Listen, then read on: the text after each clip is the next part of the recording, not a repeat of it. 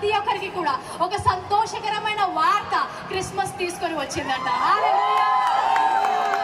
అనేక దశాబ్దాలుగా, ఎన్నో తరాలుగా మన దేశంలో, లోకంలో ఎన్నో ప్రార్థనలు చేశారు.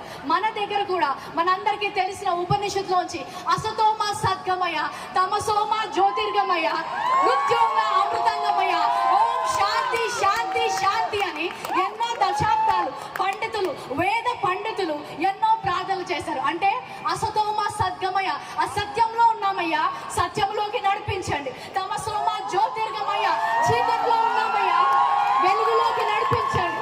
మృత్యోంగ అమృతంగమయ, మృతి చెందిన వారి వలె ఉన్నాము, జీవము లేని వారి వలె ఉన్నాము, మాకు జీవాన్ని ఇయ్యయ్యా అని ఉపనిషత్తుల్లో భారతీయ వేద పండితులు అనేక సంవత్సరాలు ప్రార్థన చేశారు.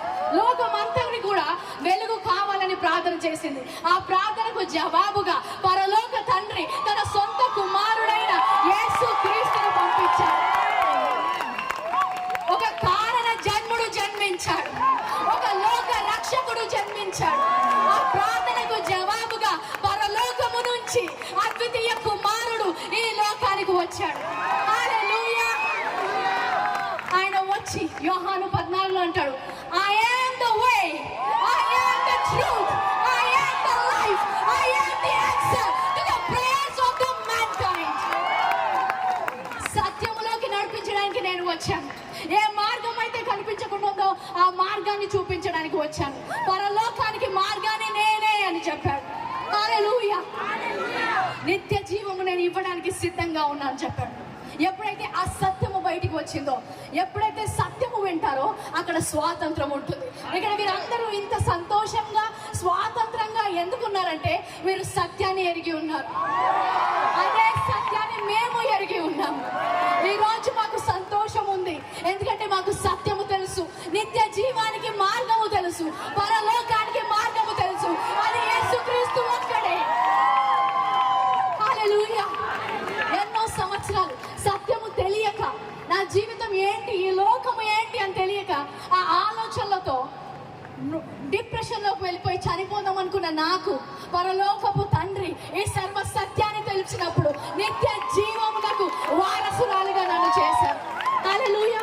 ఈరోజు నా మాట వింటున్న ఎవరైనా సరే, నాకు సత్యము తెలుసుకోవాలని ఉంది, నా జీవితంలో ఆ స్వాతంత్రము కావాలి, నాకు పరలోకానికి మార్గము తెలియాలి. హల్లెలూయా. ఈరోజు స్వాతంత్రము దేశానికి మాత్రమే కాదు, కానీ నా ప్రాణాత్మ దేహములకు కూడా స్వాతంత్రాన్ని ఇచ్చిన దేవుడు నేను కనుగొన్నాను.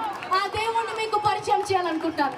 ఎవరైనా సరే నా స్వరము విన్నవారు, ప్రశ్న ఉన్న, యేసుక్రీస్తు గురించి తెలుసుకోవాలి, ఈ సంతోషం ఏంటి, ఈ స్వాతంత్రం ఏంటి, అది నాకు కావాలి అన్నవారు దయచేసి స్టేజ్ పక్కన నా కుడి వైపుకి రావాలని కోరుకుంటున్నాను. ఏ స్వాతంత్రము, ఏ సత్యం అయితే మేము పొందుకున్నామో అదే సత్యములో మీరు కూడా నడుచుదురుగాక. Father, I declare liberty in this place, freedom in this place.